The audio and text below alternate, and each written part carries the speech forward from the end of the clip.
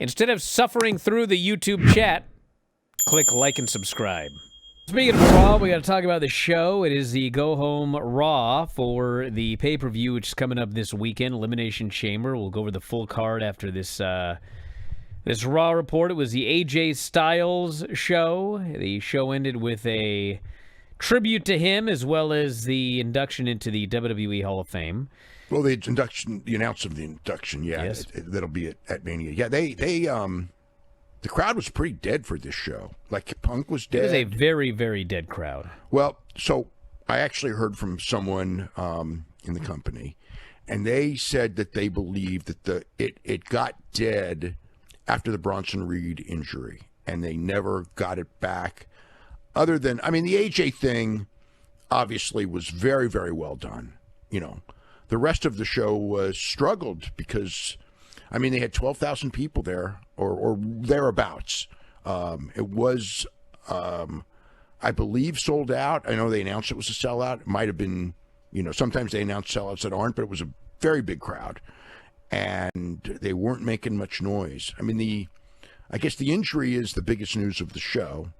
Did you catch? Like, yes, he it was really weird. Yeah, it was actually the running sliding lariat that did it. He was breaking up a pin, and literally in breaking up the pin, he like just kind of hooked him with the arm to break it up, and he immediately like looked at his arm. And I was like, oh, man. And then he got up and he tried another spot. And then they went to break, and the referee did the X sign. They checked on him. They got him out of there. They announced he had torn his biceps. He was going to be out indefinitely. It was weird because I thought it was on some lift. But, like, he did some lift, and he dropped the guy or something like that. But then, he did a lift on Gable and went right to the right arm.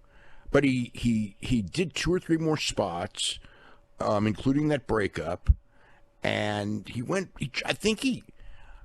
I mean, something must have happened with the lift, because I saw him go right to the arm after that, but he kept going, and he even did I think he did something where he picked the guy up and everything, so it wasn't that bad.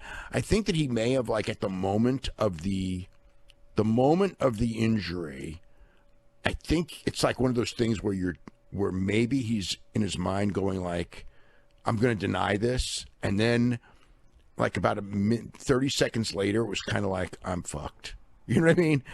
Because he was trying. And he was, he was going to win the match, by the way. I think most people already know that anyway, but he was going to win that match. And,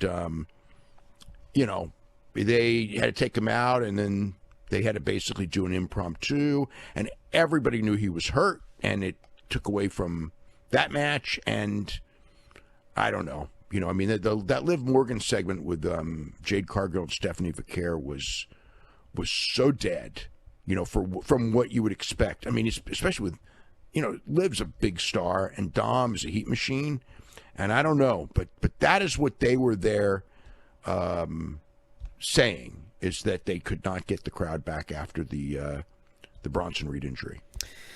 Well, the show opened up with Michael Cole and Corey Graves in the ring.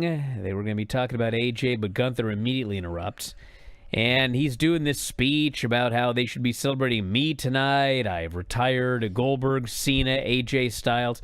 Adam Pearce comes out, and he's trying to tell Gunther to shut up, but the audio is not being piped over the PA system, so Gunther can't hear him. And so Pearce is he's legitimately getting pissed off. He's screaming. He's like, damn it! And finally they get the mic working. And so he tells Gunther to get out of there, as security escort him out of the building. Gunther's going to leave, but he ends up getting jumped by Dragon Lee. And security kind of breaks it up, and they get Gunther backstage. Dragon Lee attacks him again. And finally they drag him off, and Pearce is screaming at Gunther, asking, are you happy? And I was like, this guy didn't do anything. He did a promo, but the other guy is the guy that attacked him. Yeah. So but he hijacked the show. So he ends up taken out of the building so he can't interrupt the AJ deal later.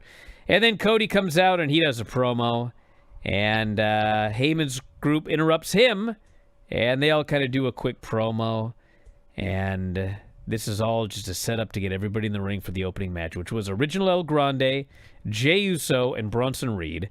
It's a chamber qualifier. Bronson Reed was supposed to win. As noted, he got injured. They got him out of there. The other two guys then had to do a one-on-one match, which was weird because during the one-on-one match, it's gone from a three-way to a singles match, and El Grande puts Jey Uso in an ankle lock, and the announcers are like, well, he can't get a rope break because it's a three-way, even though it wasn't a three-way anymore. But it started as it was still technically. But Jey was still going for the ropes. It was like, no one told Jey. But anyway, he finally manages to escape and hits a spear, hits a big splash, gets the pin. Jey Uso going into a chamber match he wasn't even supposed to be in. Yeah. Because this was a qualifier. Well, I mean, the one positive is that it's like he wasn't planned to be in another match on that show, because if he was, then it would screw things up. I mean, it's like he can do it, you know. It's like he can do it.